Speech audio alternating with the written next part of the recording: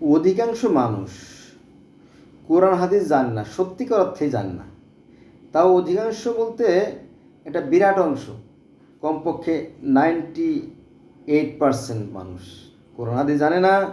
তো তাদেরকে ধোঁকা দেওয়া হয়, তাদেরকে প্রতারিত করা হয়। ফলে আমাদের মধ্যে যে একটা বিভেদ জমা হয়েছে, এটার কোনো সমাধান হচ্ছে না। দেখেন কোরআনে কি আছে, এই বিষয়গুলো সম্ভবত লুকায় রাখা হয়। হ্যাঁ,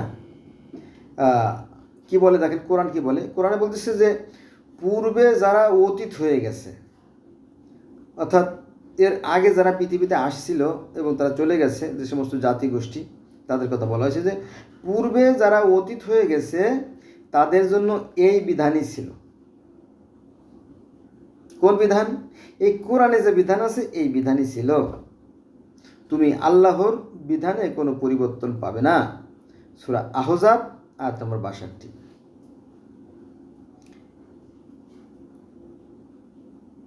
কোরআন শরীফের অন্য আয়াতে বলা আছে যে এই যে কোরআন, এটা তোমাদের পিতা ইব্রাহিমের অনুরূপ।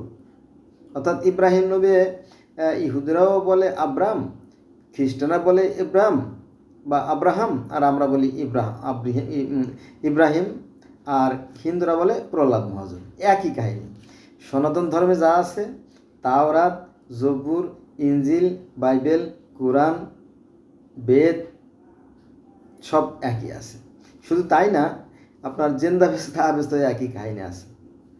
যেমন শিখরা নামাজ পড়ে, শিখরা নামাজ পড়ে।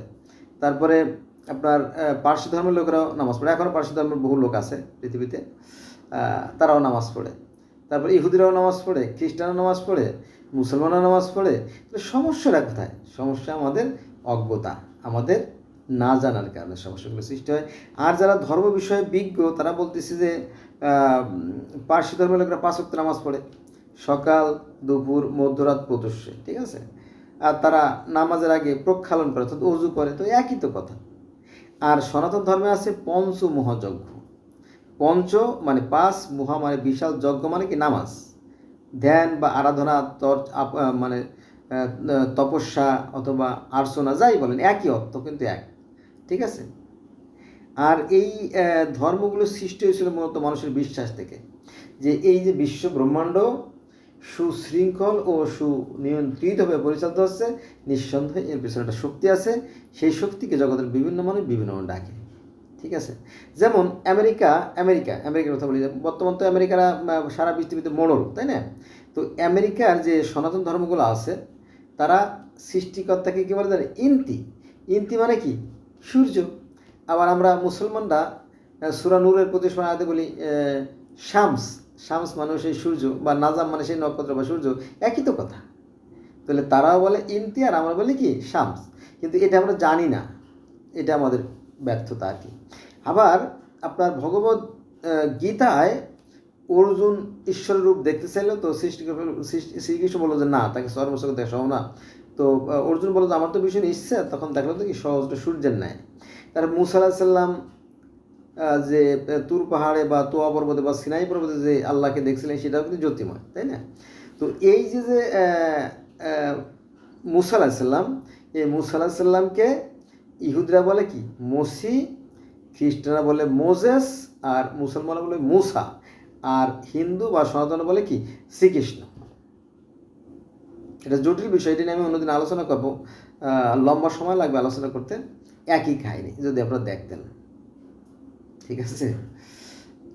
বোকা লোকে শুধু ধোকা খায়।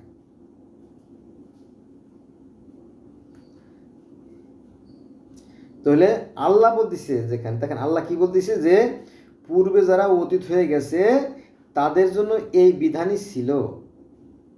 নামাজ, সনাতন নামাজ আছে তো।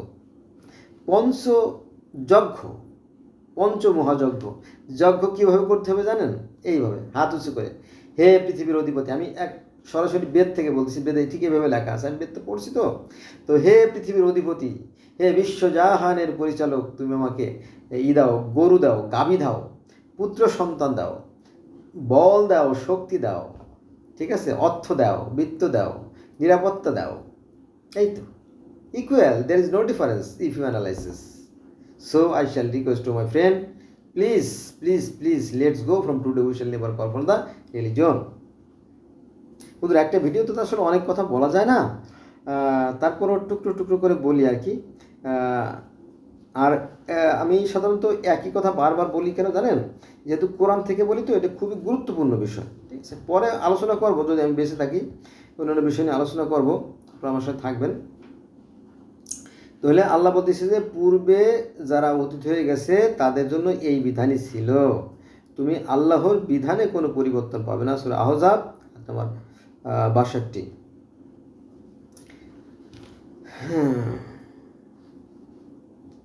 আচ্ছা, আর একটা গুরুত্বপূর্ণ আয়াতে বোধ চলে আসছি।